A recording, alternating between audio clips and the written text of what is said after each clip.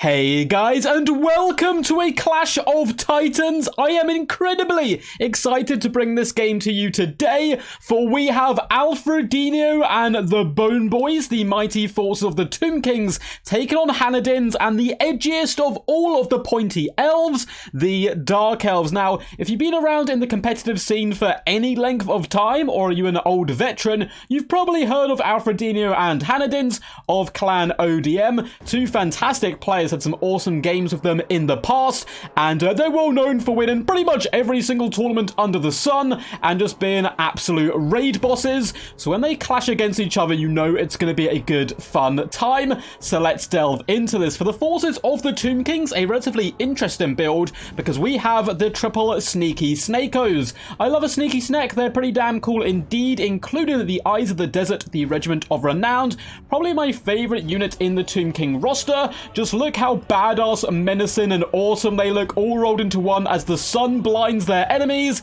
they come slithering through the sand to slay those who will go against Arkham the Black and against his claim to the throne.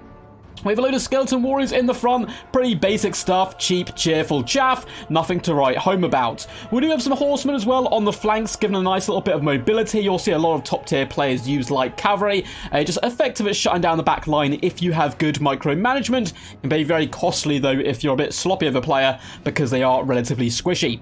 Couple of carrion up in the skies with Arkham the Black being escorted by yet another unit of light cavalry here. Arkham the Black, very, again, cheap and cheerful as far as a spellcasting lord goes. He's your wizard and your lord rolled into one, and he can Spirit Leech spam and summon till his heart's content. We do have a unit of the Chosen of the Gods in the back, the Regiment around Ushopti, the bane of many a Total War player. For the forces of Hanadins and the Dark Elves, we have the Cold One Knights on the right-hand flank, and looks like another unit on the left-hand side, and then again, a load of cheap and cheerful infantry. Bleak Swords, Dread Spears, pretty standard stuff. Both these players going relatively wide, with one or two hard-hitting units. For the hard-hitting units of the Dark Elves, we do have double shades in the centre here. They're, of course, going to be stalked and unveiled to their enemies when they get a little bit too close for comfort. Shades should be able to do some nice long-range armor-piercing damage. We do have the Crows of the Cane up in the skies as well. They're certainly trying to become a whirlwind of knives, blood, and claws around their enemies. It looks like there's some... What is going on with Malekith's armor? I don't know what's happened to my Total War game in, like, recent casts. Something's gone on with the graphics. Malekith is, like, phasing in and out of the warp here, but he is riding on the mighty dragon here. I believe it's called the Black Dread, but maybe I'm wrong there. I can't remember the name of his mount, but either way, nice mobility. It's going to hit like an absolute truck. Comes in with Soul Stealer and Gaze of Malice. And then we've got the pesky Squadron of Chariots. I freaking hate them.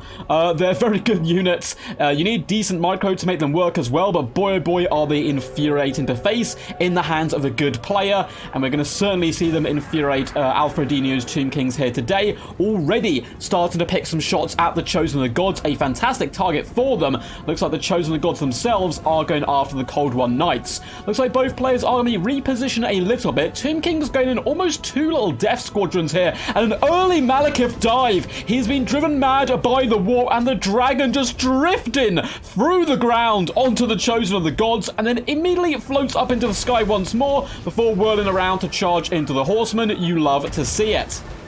Big Gaze of Malice goes down on the Skeleton Warriors, and this may look suicidal, and normally charging a dragon in like this is pretty bad, but Hanadins is a crafty fella, and he's got the Squadron of Chariots in the Overwatch support, so every time the Tomb Kings attempt to bunch up on Malekith, it is simply giving the Dark Elves a juicy opportunity to bring some long-range firepower to the battlefield. Now, the Cold One Knights are being charged by Carrion. Carrion can't really win this, of course, but they're going to be able to bog down the enemy and allow the Chosen of the Gods to hopefully retreat and then return the favor by saving the Carrion by obliterating the Cold Ones from range. It is getting hot and heated over on this far side. Up in the skies, the Crows of the Cane are tearing in to the Carrion, who are desperately trying to hunt down those Squadron of Chariots, and in the back it is a wild mess. We have summoned units of Skeleton Warriors, we've got Cold One Knights being Spirit Leeched, Arkan is in the Bone Zone, he's looking to bone some elves today, and it is covered in the blood, but luckily as an undead it's not his blood, and it is certainly the blood of the edgy elves here. Horsemen doing a fantastic job pushing through the Spearmen, attempting to shut down the Shades, who are doing some nice 360 no-scopes though. They are popping off rough in the middle here. Horsemen are getting dragged down into the muck and dirt. And it looks like Malekith has had to pull back. The pressure from the Tomb Kings has been too much so far for the Dark Elves, and they need to retreat. They can't get as aggressive as they wanted to get, and that is going to allow, in the distance, you can see the Chosen of the Gods to find some kind of sanctuary and safety.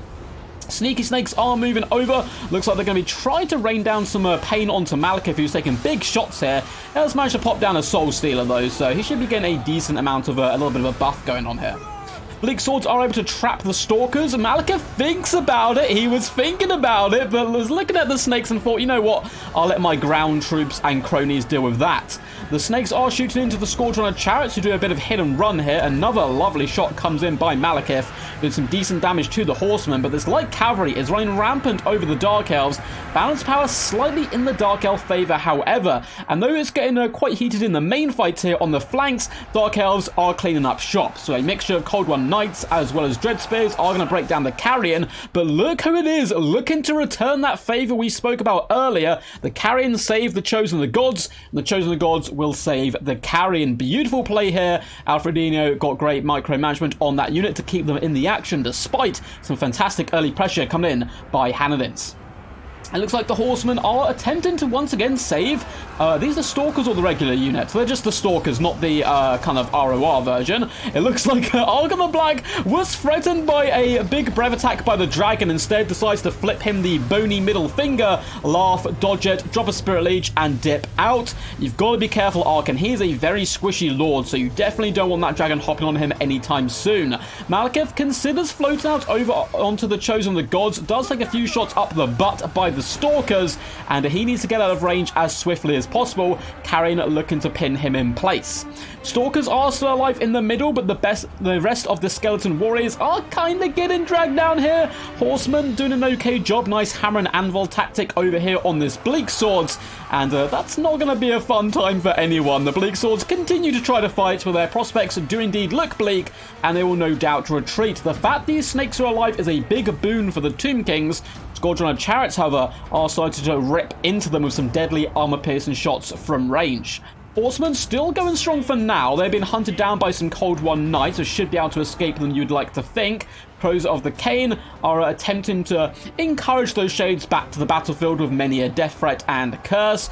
Eyes Desert and these snakes been alive is very scary, however. In the backdrop here, we have the pursuit of these goddamn Chosen of the Gods. I hate them so much.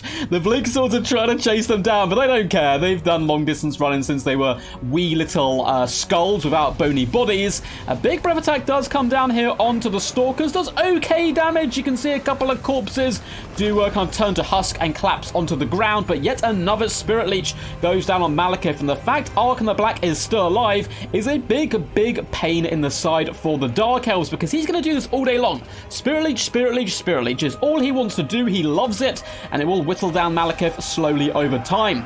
The Dread Spears attempt to get in on the snakes. Unfortunately for them, it is a bit of a scuffed charge as Archon the Black intercepts them partially, and they took a decent amount of shots to the face as well. We do have even more Dread Spears and Malekith on approach, and this is a big play. Malekith swoops down. His wings are blotting out the sun as he goes for Archon, but it is indeed a bait because the Chosen of the Gods survive, and they bring terror and pain wherever they go. Don't bring a dragon to a bow fight, and Malekith is getting ripped asunder, hit by so many spells. Spirit Leech is indeed on top of him. A summon of the Ushopti attempting to pin him in place. Clutch play coming in by the Tomb King player here to save his Liege Lord and perhaps slaughter the enemies. Malekith is not doing fine at all. Big breath attack comes in. Once again, Archon gets the moves on, just able to dodge and lures in Malekith to the Eyes of the Desert, looking to finish the job that their lord started. And Malekith, the traitor, the coward, flees the battlefield and attempts to get to safety there. Skeleton Warriors, the Ushopti, the Snakes, all still alive. Things are looking pretty bleak for the Dark Elves, in my opinion. This has been an aggressive back-and-forth game. There is a decent chunk, though, of Elvish infantry still left alive, plus chariots for cycle charging, plus the Crows of the Cane. If they can hop on top of Archon and assassinate him, this game is still well and truly on, considering Malekith could rally. And it looks like Archon is barely alive. 955 HP, briefly wavers, but lovely play play.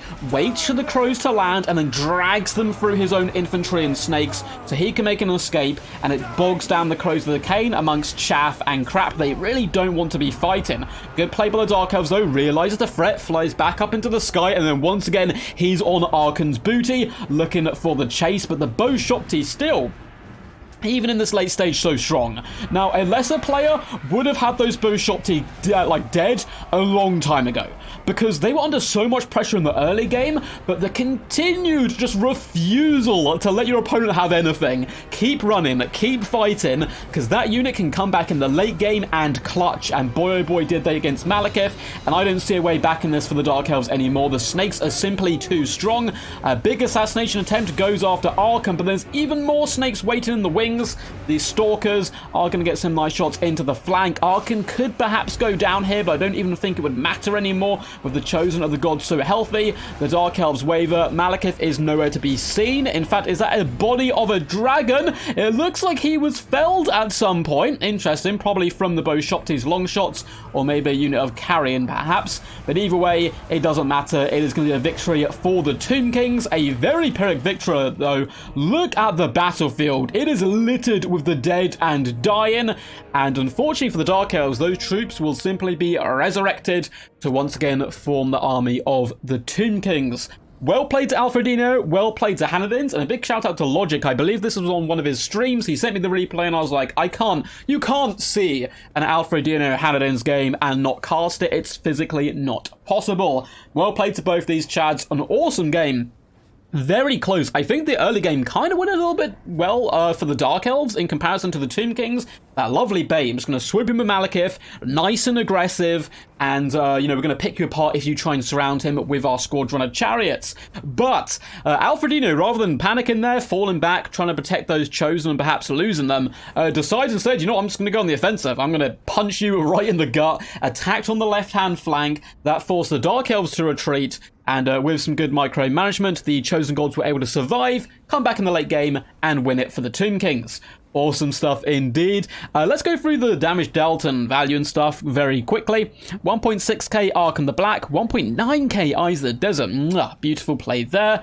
1.5k Chosen of the Gods, 1.6k 388 for the snakes, respectively there. One good, one bad. That's to be expected. Cavalry, one unit got 1,000 value. That's very nice. The Carrion were a real just pain in the butt. Like, they don't do much damage, but they bog stuff down and really allow other elements of the build to thrive and survive. 1.6k value on Malekith here. Anything else doing that crazy? 1.2k, nearly 1.3k on Squadron of Chats, and another 1,000. Very impressed with the Crows of the Cane play by Hanadins. 700 value. Yeah, really good stuff. And then just across the board, dragging down kind of through sheer weight of number of some of these more chaffy units. Hope you guys enjoyed this one. If you did, make sure to hit a big old fat thumbs up and subscribe to the channel for more content into the future. And feel free to leave a comment down below what you thought of the battle. Until next time, peace, peace. And as always, stay awesome.